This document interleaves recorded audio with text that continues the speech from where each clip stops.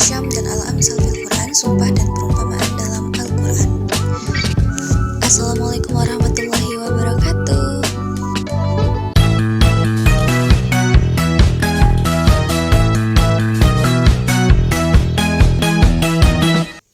Yang pertama, pengertian Aksyam dan Al-Amsal dalam perspektif ulumul Quran.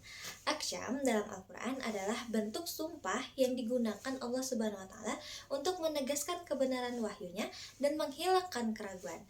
Dengan sumpah, Allah menekankan pentingnya pesan yang disampaikan. Al-Amsal merujuk pada gaya bahasa perumpamaan. Fungsinya adalah menyampaikan pesan-pesan ilahiyah dengan cara yang mudah dipahami, konkret, dan berkesan.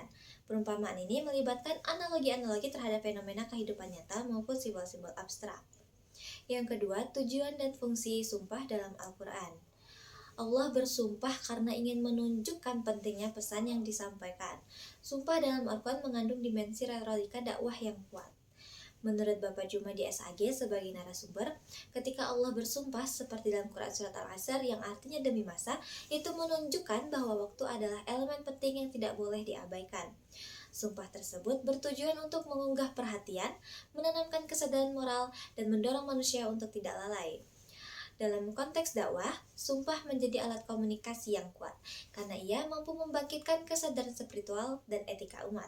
Menurut narasumber, pemahaman terhadap sumpah Allah harus dilakukan secara tafsiriyah, bukan sekedar literal. Pesan-pesan ini bisa bersifat umum atau terperinci dan hanya melalui pendekatan tafsir yang komprehensif kita dapat menangkap maknanya secara utuh. Yang ketiga, metode pemahaman perumpamaan dalam Al-Quran. Menurut narasumber, memahami perumpamaan dalam Al-Quran tidak cukup hanya secara literal. Diperlukan pengetahuan mendalam tentang ilmu tafsir, nahwu sorof, dan alat-alat linguistik lainnya. Ada banyak makna tersirat dalam ayat-ayat Al-Quran yang hanya bisa dipahami jika kita menggali konteksnya.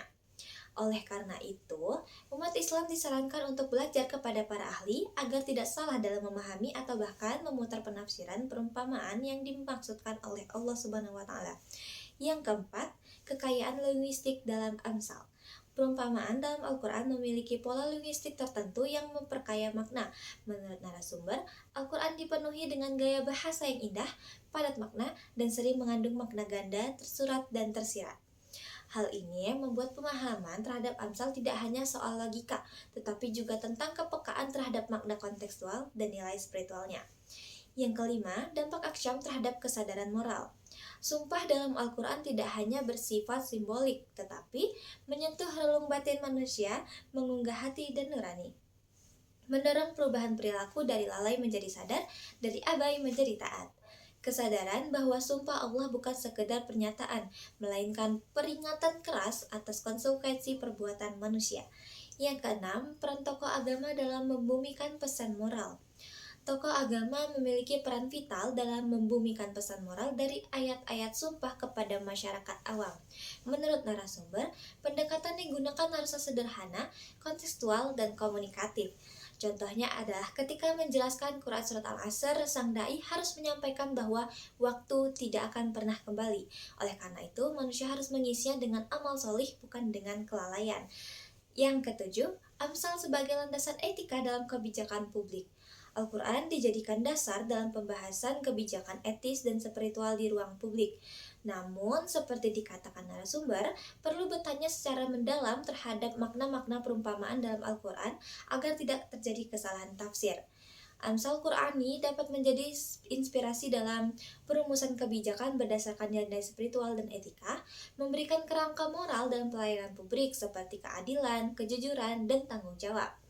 Namun, perlu hati-hati dalam mengambil ayat sebagai dasar hukum, karena pemahaman konteks sangat penting. Dan yang kedelapan, jenis-jenis Amsal dibagi menjadi dua, yaitu hakiki dan maknawi. Aspek Amsal hakiki bersifat nyata, Amsal maknawi bersifat simbolik. Amsal hakiki lafaznya jelas seperti kata matsal. Amsal maknawi tidak jelas. Amsal hakiki bersifat nyata dan amsal maknawi bersifat tersirat dan memerlukan tafsir.